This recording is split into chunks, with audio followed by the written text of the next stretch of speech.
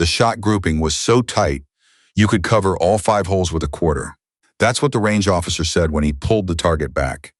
He said it quietly, almost to himself, the way people speak when they've just seen something they weren't expecting and aren't sure what to do with it. The other men on the line had stopped firing by then, not because anyone told them to. They just stopped. That was the first time most of them had seen Sergeant Carter shoot. It wouldn't be the last. But let's go back to the Thursday evening when none of that mattered. When she was just a woman sitting alone at the far end of the bar at Mackenzie's on Elgin Street, nursing a glass of water with a wedge of lime, and the 3 men in the booth behind her were already on their 4th round and feeling very sure of themselves. Ottawa in late October has a particular kind of cold that settles into the bones before you even realize it's arrived. The kind that makes people want to be indoors, want warmth and noise and other bodies nearby. Mackenzie's was that kind of place on that kind of night. Wood panels dark with age, hockey on 2 screens above the bar, the low constant hum of people who had somewhere to be and chose here instead. Carter had been coming to this bar for 3 years, since she'd transferred to the garrison. She knew which stool had the wobbly leg. She knew the bartender's name was Eve, and that he made the best Caesars in the city and had a daughter in her 2nd year at Carleton. She knew to sit where she was sitting, corner of the bar, back to the wall, sightline to the door. Old habits. You don't unlearn them just because the war is technically over. She wasn't in uniform. Jeans, a gray thermal Henley, hair pulled back in a low knot, a copy of a worn paperback beside her glass, something on wilderness navigation that she'd read twice already and kept returning to, the way you return to things that still have something to teach you. She wasn't looking for conversation. She rarely was, in these specific hours, which were her hours, carved carefully out of a week that otherwise belonged to the Army, to her unit, to the 23 soldiers under her command who needed things from her constantly and got them. The men in the booth behind her had noticed her. That was fine. People noticed things. What they chose to do with that noticing was where character revealed itself. The one who came over first was Morrison. Not his real name, but close enough to what he called himself. Corporal Devin Morrison, 2nd Battalion, Royal Canadian Regiment, and he was wearing his rank the way young men sometimes wear new clothes. Self-consciously, hoping others would see it before he had to point it out. He was 24.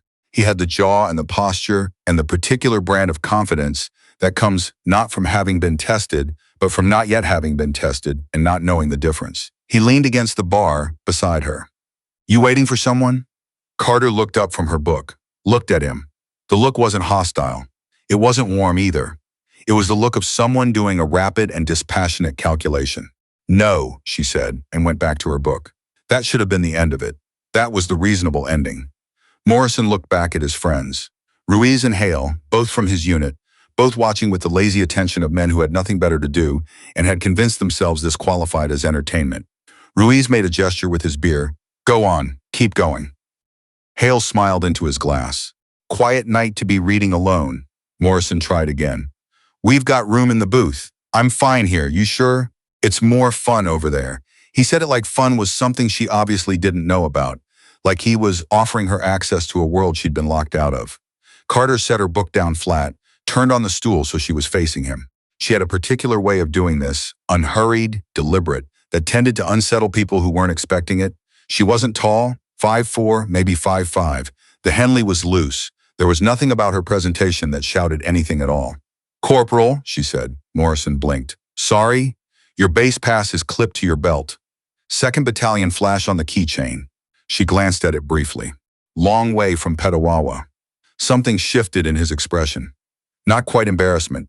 More like the first hairline crack in a thing that had seemed solid. "Training rotation," he said. "We're here 3 weeks. Enjoy the city," Carter said, and turned back to her book. She heard him go back to the booth, heard the low exchange of voices, the way the register dropped into the range of things not meant to carry. She knew what was being said anyway. She didn't need to hear it. She'd been hearing variations of it for 11 years. The second approach was different in tone. It was Hale this time, and Hale had decided that the problem with Morrison's attempt was that it had been too tentative. Hale was the kind of man who believed confidence was always the answer, that if something wasn't working, you simply needed more of it. He slid onto the stool beside her without asking, dropped his forearm on the bar with the easy claim of someone accustomed to taking up space. You're not being very friendly, he said, as though it were an observation about the weather. I'm not trying to be, Carter said. She still hadn't looked up. That's a bit cold, don't you think? It's a bar. I'm sitting at it. That doesn't mean I'm available for conversation. Hale laughed. Not the genuine kind, the social kind, the kind deployed to make the other person feel like they're being unreasonable. Nobody said anything about available. I'm just trying to be sociable. Then go be sociable with your friends. He leaned closer. Not threateningly, not yet, but into the space that belongs to a person, that unspoken radius that strangers are supposed to respect. What are you reading anyway? He reached for the book. Carter put her hand on it first, flat, easy, without looking up. Her hand just arrived before his, like it had been waiting there the whole time. Hale pulled his hand back. Something moved behind his eyes. Bit of an overreaction, he said. Go back to your booth, please. The please was genuine. That was the thing most people missed about Carter. She wasn't looking for a confrontation. She had never, in 11 years of service, gone looking for one. She had simply learned, through a specific kind of costly education, that conflict had a timing of its own, and the best you could do was be ready when it arrived. Hale stood up. His jaw was tight. He walked back to the booth, and she heard the scrape of him sitting down and then Morrison's voice, low and flat, saying something she caught the shape of without catching the words. Eve appeared at the bar, drying a glass, looking at her from under his eyebrows. Everything all right, Sergeant? Fine, she said. He nodded once and moved down the bar. He'd been a reservist for 9 years before he'd bought the bar. He knew how to read a room. The third approach was the one that changed the night. It was Morrison again, but the version that comes back after the first version has conferred with itself and recalibrated. He'd had another drink by then, maybe 2. His face had the particular looseness of a man who had successfully talked himself into something. He didn't sit down this time. He stood. You know what your problem is? He said. Carter turned the page. You think that because you're sitting here being all cold and mysterious, it makes you interesting. He said it with a precision that suggested he'd been workshopping the line for the past 20 minutes. But it just makes you rude.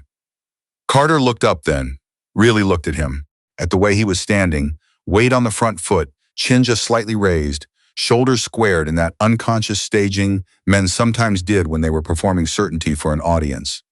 Ruiz and Hale were watching from the booth. A couple of other people at the bar had gone quiet. You've tried twice, she said. The answer hasn't changed.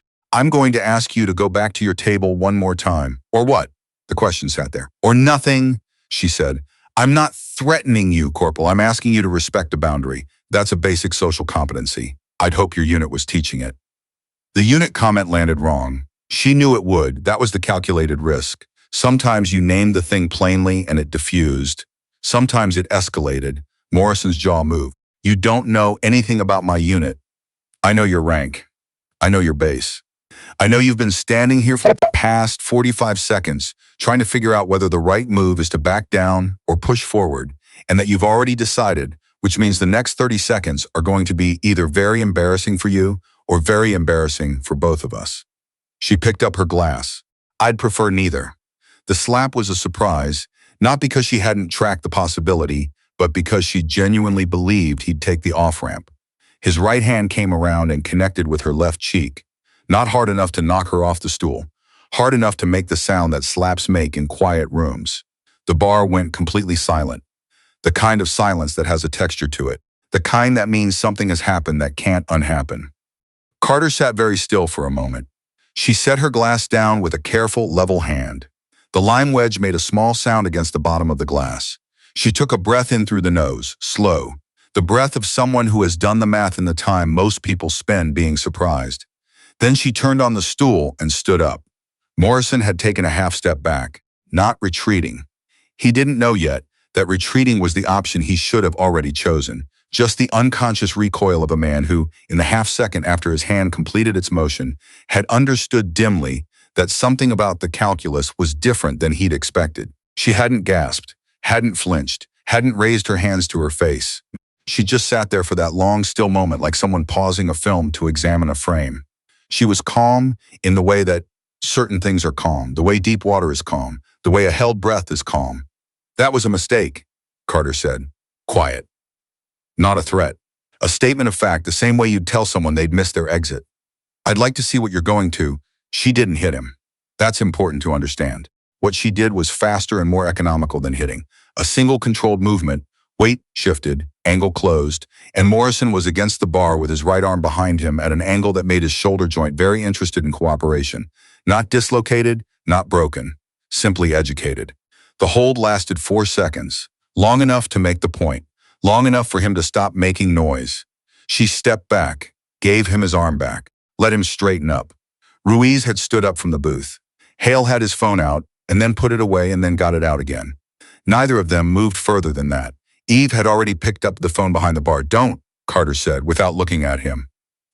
"It's handled," she to Morrison, who was holding his shoulder and had gone the color of old chalk. "You're going to leave now," she said. "All 3 of you.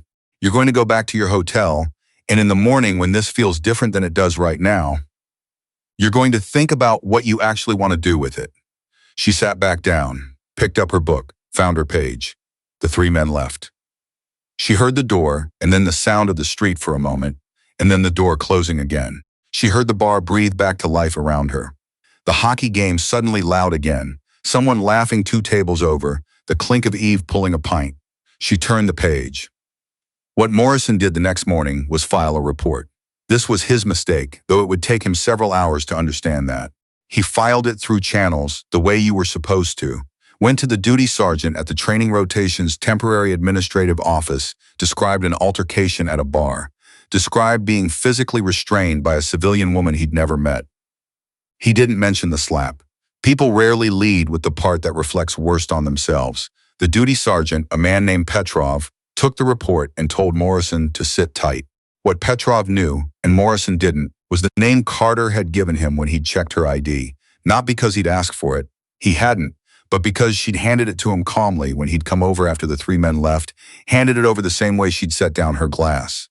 Clean and unhurried. Staff Sergeant Elena Carter, Joint Task Force 2. Current posting, Ottawa Garrison. Prior deployments. 3 combat tours, 2 of which were classified at a level that made Petrov look at the ID and then look at her and then look at the ID again. JTF-2. Canada's Tier 1 Special Operations Unit, the one that didn't issue press releases. The one that didn't hold open recruitment days or put up recruiting posters at the mall, the one that you got into by being, in some quiet and verifiable way, exceptional. Petrov had served for 18 years. He'd met 3 JTF-2 operators in his career. One of them had seemed, on first encounter, like someone you could talk to about the weather. The other 2 had seemed like nothing at all, like the air in the room had simply rearranged itself into a person. Carter had seemed like the weather one, but now he wasn't sure. He picked up the phone. The meeting happened that afternoon in a small conference room at the Garrison that smelled like old coffee and dry erase markers. Morrison was there. His commanding officer, a major called Vance, was there. A woman from the training rotations oversight office was there with a notebook she didn't open. And Carter was there. Same jeans, different shirt, hair down now, sitting at one end of the table with her hands flat on the surface in front of her, and the expression of someone who had done enough of these to know how they went. Vance opened by saying that the purpose of the meeting was to understand what had happened and determine appropriate next steps. Morrison told his version. He got through most of it before Vance held up a hand and said quietly, "Morrison, did you make physical contact with this woman first?" Morrison was quiet for a moment. "There was contact," he said. "I'm going to need you to be more specific." The woman with the notebook looked at the ceiling. Petrov, who was standing near the door because there weren't enough chairs, looked at his boots. Morrison told the rest of it. What happened next was not what he had expected, which was that Vance would look to Carter. Carter would say something about accepting an apology, and the whole thing would be resolved in the politely uncomfortable Canadian way that institutional embarrassments usually were. What happened instead was that Vance turned to Carter and said, "Is there anything you'd like to add?" Carter looked at Morrison for a moment, just looked at him, the way she'd looked at him in the bar, that dispassionate assessment, that quality of attention that made people feel uncomfortably, like they were being read rather than observed. "I'd like to understand," she said, "what outcome Corporal Morrison was hoping for when he filed this report." Morrison opened his mouth. "Because if the outcome was accountability," Carter continued, "I think we're in agreement. If the outcome was something else, I'd suggest thinking carefully about what the next step looks like and who it reflects on." She paused. "I want to be clear. I don't have any interest in destroying someone's career over one bad evening. People do things they can't take back. That's a human quality, not a military one. What I do care about is whether those people understand what they actually did and why it was wrong. She looked at him steadily. So, Corporal, do you understand what you did wrong? Morrison was 24 years old, and he was sitting across a table from a woman who had been in more classified situations than he was cleared to know about, and who had responded to being slapped in a public bar by doing something so controlled and precise that he'd spent the better part of the last 16 hours trying to categorize it in a way his brain could settle with. Yes, he said, quietly, like the word cost him something. And the slap specifically, Carter said, not the persistence, not the conversation. The slap, yes, the slap specifically. Carter nodded. She looked at Vance. I don't need anything further from this meeting, she said. She was on the range the next morning at 0600, same as always. The range officer, Corporal Duvall, 22 years old, and recently arrived from his basic, very earnest, the kind of person who triple-checked everything, including things that didn't need checking, was setting up the target runners when she signed in. He'd heard something, through the particular ventilation system that carries information through military institutions faster than any formal channel, but he wasn't sure how much of it was real and how much of it had been improved in transit. He watched her run through the first magazine, 5 shots, 100 meters, standard grouping target. He ran it back. The 5 holes were in a formation tight enough that for a moment he thought the counter was wrong, that she'd only fired once. He held the target up to the light from the ceiling fixtures, the way someone holds up a photograph they're trying to understand. Sergeant Carter, he said. She was reloading. She looked up. Is this? He stopped, started again. Did you use a different sight picture? Or, no, she said. Same as always. He set the target down carefully, like it was something that might need to be kept. Then he went back to his station and didn't say much for the rest of the morning, which was unlike him. The other soldiers on the rotation came through in the 0800 block. Morrison was among them. He signed in without looking at her, went to his lane, ran his first target. It was a reasonable target, better than adequate. The grouping was tight in the center left, which meant he was flinching slightly on the trigger pull. A common error, correctable with practice, nothing that should hold him back. He ran it back, looked at it, looked down the range to where Carter was on her 3rd magazine. He watched her shoot 3 times. Then he put his own target aside and just watched. There was a quality to the way she stood at the line. Not rigid. She was never rigid. That was the thing. But arranged, the way something is arranged when every element is in exactly the position it needs to be. She didn't rush. She didn't perform. She simply did the thing, and the thing was done, and the results were what the results were. And she didn't look at them the way most people looked at targets, like they were evidence of something, like they needed to be shown to someone. She looked at them the way you look at information. You note it, you adjust if adjustment is needed, you go again. Morrison set his rifle down and stood there for a moment. He was thinking about the night before last, about the bar and the booth and Ruiz laughing at something, and the way he'd walked up to her the first time, feeling so entirely certain of himself in the sequence of events that would follow. He'd had a whole architecture built in his head, a simple cause and effect. Approach, succeed, or fail. Either way, it was a minor evening in a long string of them. He hadn't thought beyond that because there was no version of the situation in his architecture that required thinking beyond it. That was the problem with architecture you build without enough information. It looks solid until it meets the actual weight of the world. He picked his rifle back up, went back to his stance, tried to remember everything he'd been taught about trigger control, about breath, about the difference between anticipating a shot and simply letting it happen. He fired. The grouping was better. Not Carter's grouping. Nothing on that range that morning was Carter's grouping, but better, more honest, like something that had been made by a person paying actual attention. She was at the next lane. She didn't say anything. She didn't look at his target. She went back to her own work with the quiet industry of someone who had never needed an audience for anything. But at the end of the session, when they were both clearing and signing out, Morrison said, without looking up from the log, "What do you do about the trigger pull?" A small silence. "Breathe out halfway," Carter said. "Then stop. Don't take a full exhale. Stop halfway and fire in the pause." Morrison wrote his sign-out time. "Thanks," he said. "Don't thank me," Carter said. "Just do it right. She picked up her bag and walked out of the range into the thin October light, and the door settled closed behind her, and Corporal Duval looked over at Morrison and then back at the door, and then very deliberately said nothing at all. There's a thing that happens to people who've been somewhere, really been somewhere, in the particular way that soldiers mean when they say that, and then come back to ordinary rooms with ordinary fluorescent lights and ordinary people who have never been anywhere at all. The thing that happens is quiet. It doesn't announce itself. It's more like a calibration difference, a frequency gap, the gap between someone who's been in the deep end and someone who's only ever stood at the edge reading the depth markers. Carter never talked about where she'd been. That wasn't false modesty. It was the terms of the work, and the terms of the work made sense to her, even now, even years into it. Some things had no business being in ordinary rooms. What she could talk about, and occasionally did, with Eve over a Caesar on a slow weeknight was the idea of it. The broad and abstract shape. The thing people don't understand, she said once, very late on a Tuesday, the hockey game long over, the bar almost empty, is that it's not about the skill. The skill is it's just the minimum.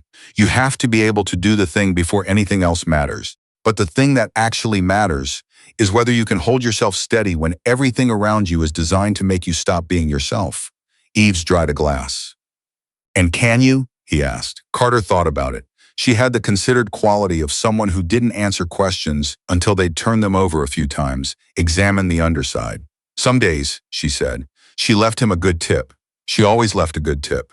She walked home the long way, up Bank Street and east along the canal path, the water black and still beside her, the lights of the city making a low amber ceiling above the tree line. The cold was back, that particular Ottawa cold, the kind that settles in before you notice. But she'd been colder than this. She'd been colder in places she couldn't name in ordinary rooms, in the deep end, in the places where what you were made of either held or it didn't. It had held. It still held. She walked home in the dark, hands in her pockets, breathing out halfway, stopping in the pause the way she'd told him. The way you did anything when you actually wanted to get it right.